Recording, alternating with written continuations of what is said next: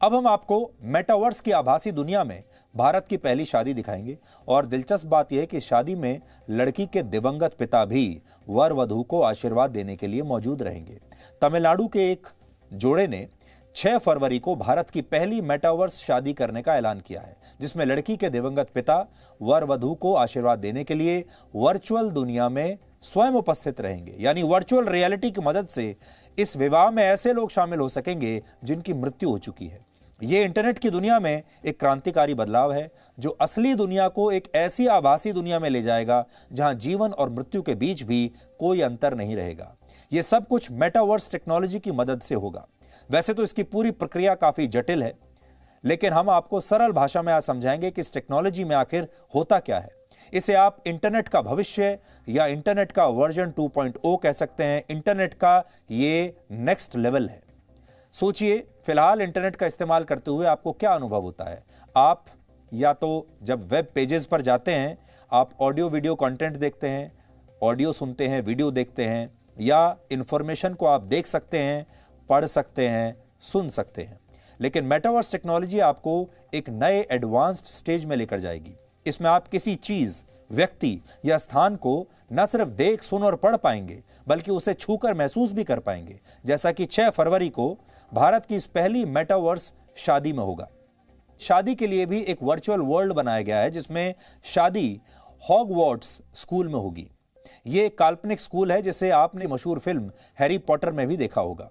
Virtual world बनाने के बाद दुल्हन के दिवंगत पिता का एक वर्चुअल किरदार बनाया जाएगा जो कुछ ऐसा दिखेगा जैसा आपकी स्क्रीन पर है। इसके अलावा वर वधू, उनके दोस्त और रिश्तेदारों के भी 3D वर्चुअल अवतार बनाए जाएंगे जो इस शादी में शामिल होंगे।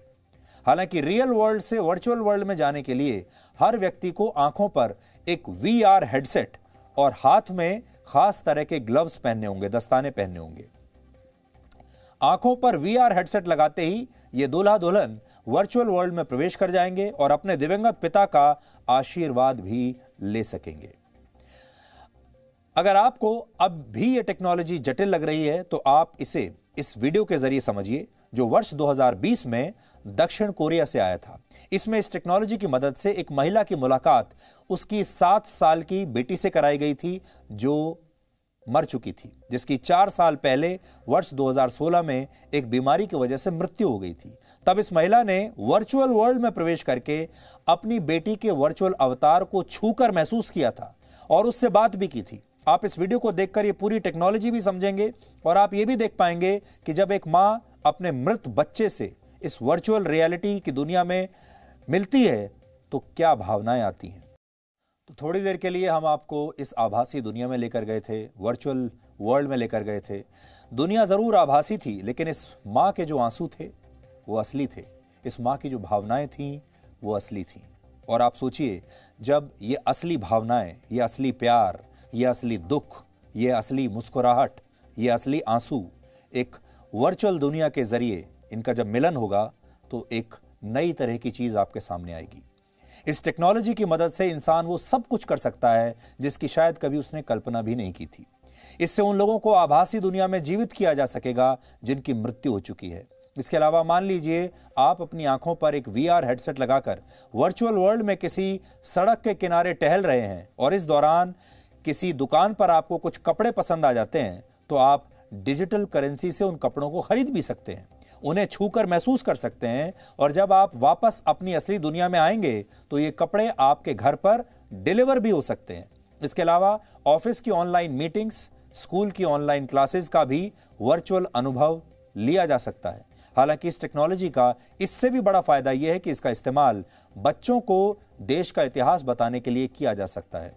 आज हम सोच रहे थे कि जब आपके सामने आएंगे तो क्या ये टेक्नोलॉजी तो अब दुनिया में आ ही गई है, लोगों को इसके बारे में पता भी है। अब बड़ी चुनौती ये है कि इस टेक्नोलॉजी को अच्छे कामों के लिए सकारात्मक इस्तेमाल कैसे इसका हो सकता है। इस टेक्नोलॉजी का हमारे बच्चों को, छात्रों को, युवाओं को क्या फायदा हो सकता है, या ये टेक्नोलॉजी उन्हें सिर्फ भटकाने के लिए काम आएगी, उनका वक्त बर्बाद करने के लिए काम आएगी। इसलिए हमें लगा कि एक बहुत अच्छी टेक्नोलॉजी है जिसके जरिए हम अपने छात्रों को, युवा पीढ़ी को अपने देश के इतिहास के बारे में बता सकते हैं। आज अगर कोई युवा या कोई बच्चा शहीद भगत सिंह या नेताजी सुभाष चंद्र बोस के मुख से उनकी ही वीर गाथा सुनना चाहता है, किसी घटनाक्रम को देखना चाहता है, उसे जीना चाहता है, तो इस आभासी दुनिया में यह सब कुछ मुमकिन होगा। यानी ये टेक्नोलॉजी देश के लिए, हमारे समाज के लिए बहुत उपयोगी हो सकती है और संभव है कि भविष्य में गणतंत्र दिवस समारोह में इस टेक्नोलॉजी का इस्तेमाल होने लगे और सरकारें मुख्य अतिथि के तौर पर भी किसी देश के राष्ट्राध्यक्ष की जगह, हो सकता है हमारे देश के संविधान निर्माता डॉक्टर भीमराव अंबेडकर को ही इस समारोह में वर्चुअली शामिल करा लें। या हो सकता है आपको कभी पता चले कि इस बार वर्चुअल दुनिया में सरदार पटेल चीफ गेस्ट बनाए गए हैं इस बार की परेड के, क्योंकि वर्चुअल वर्ल्ड में उनका अवतार ऐसा आसानी से कर पाएगा। आप महात्मा गांधी से मिल पाएंगे, सरदार पटेल से मिल पाएंगे, नेताजी सुभाष चंद्र बोस से मिल पाएंगे, भगत सिंह से मिल पाएंगे और अपने देश के इतिहास को और हमारे देश के इतिहास के जो सुपरस्टार्स हैं उनसे मिल पाएंगे, उन्हें समझ पाएंगे। मेटावर्स की आभासी दुनिया का रिमोट कंट्रोल इस समय बहुत कम टेक्नोलॉजी कंपनियों के हाथों में है। ये मुट्ठी भर टेक्नोलॉजी कंपनियां हैं। इनमें फेसबुक है, एप्पल है, गूगल है, माइक्रोसॉफ्ट है और एपिक गेम्स जैसी कंपनियां प्रमुख हैं। और अनुमान है कि वर्ष 2035 तक, यानी सोच लीजिए अब से 30-32 सालों में मेटावर्स इंडस्ट्री 75 लाख करोड़ रुपए की इंडस्ट्री बन जाएगी। हालांकि जिस तरह से किसी भी टेक्नोलॉजी के बहुत सारे फायदे होते हैं, उसी तरह उसके नुकसान भी होते हैं। और इस टेक्नोलॉजी का नुकसान यह है कि भविष्य में दुनिया की बड़ी बड़ी टेक्नोलॉजी कंपनियां पूरी दुनिया पर हावी हो जाएंगी, क्योंकि वो अपनी एक ऐसी वर्चुअल दुनिया बना लेंगी जिसमें उनकी अपनी करेंसी चलेगी, उनके अपने शहर होंगे, उनके अपने देश होंगे और इन देशों को चलाने के नियम, इन देशों की चलाने वाली वर्चुअल सरकारें भी उनकी अपनी होंगी।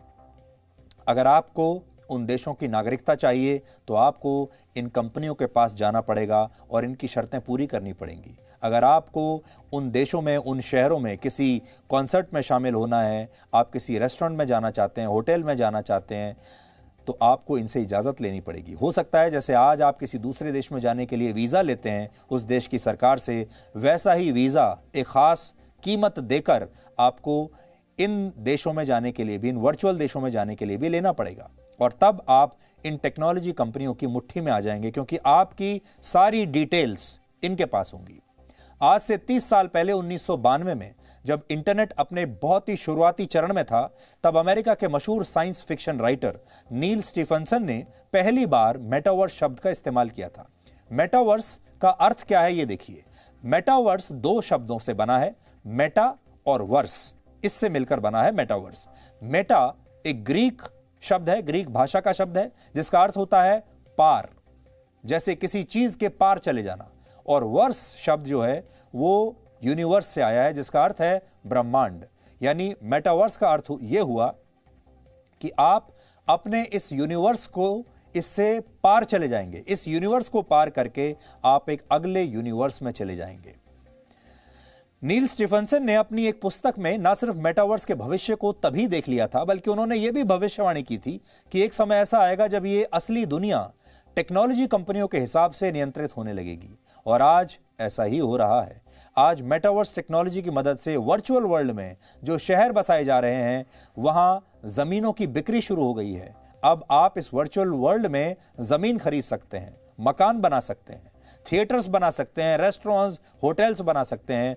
और ये कंपनियां अब वहां पर वर्चुअल जमीन बेच रही हैं। और असली दुनिया की तरह यहां भी बीच फेसिंग अपार्टमेंट्स हैं, या बाजार के नजदीक वाला घर, या पार्क फेसिंग घर आपको बाकी जगहों से महंगा मिलेगा। उदाहरण के लिए मान लीजिए भविष्य में अगर आपका दिल करता है कि आप इस टेक्नोलॉजी की मदद से गोवा के किसी इलाके के कसीनो में जाना चाहते हैं, जबकि असल में आपके शहर में लॉकडाउन लगा हुआ है। अब वर्चुअल वर्ल्ड में वो कसीनो जिस जगह पर होगा, उस जगह को शायद किसी ने पहले से ही खरीद लिया होगा और उस कसीनो का भी कोई मालिक होगा। उस पर एक वर्चुअल कसीनो बनाया जाएगा और इसके बाद आप वहां जा पाएंगे और फिर आपको शायद उस कसीनो की टिकट खरीदनी पड़ेगी और वो कसीनो जिस भी व्यक्ति या कंपनी ने बनाया होगा, ये पैसा उसकी जेब में जाएगा। एक और उदाहरण देखिए। कैरिबियन देश बारबाडोस ने एक वर्चुअल कंपनी को इसी वर्चुअल वर्ल्ड में अपनी एम्बेसी बनाने का काम सौंप दिया है और इसके लिए बाकायदा उनकी सरकार ने अपनी एम्बेसी बनाने के लिए वहां पर वर्चुअल जमीन खरीदी है।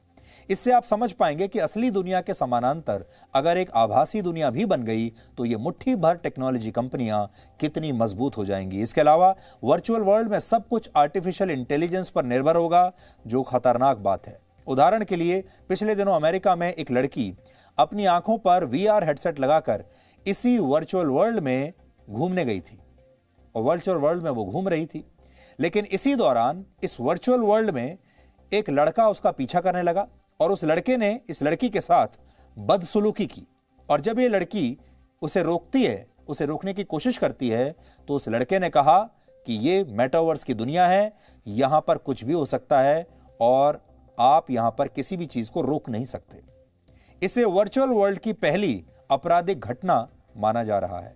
यानी आप असली दुनिया में तो ये घटनाएं रोक सकते हैं, पुलिस स्टेशन जा सकते हैं, शिकायत कर सकते हैं, एक संविधान है, कानून है, अदालतें हैं, लेकिन आभासी दुनिया में, वर्चुअल वर्ल्ड में ऐसा कर पाना बहुत मुश्किल होगा। इसलिए अगर इंसानों ने इस टेक्नोलॉजी का सोच समझकर प्रयोग नहीं किया तो इस दुनिया का हमारी असली दुनिया पर बहुत खतरनाक प्रभाव भी देखने को मिल सकता है। Presenting V News app, available on Google Play and App Store. Download it now.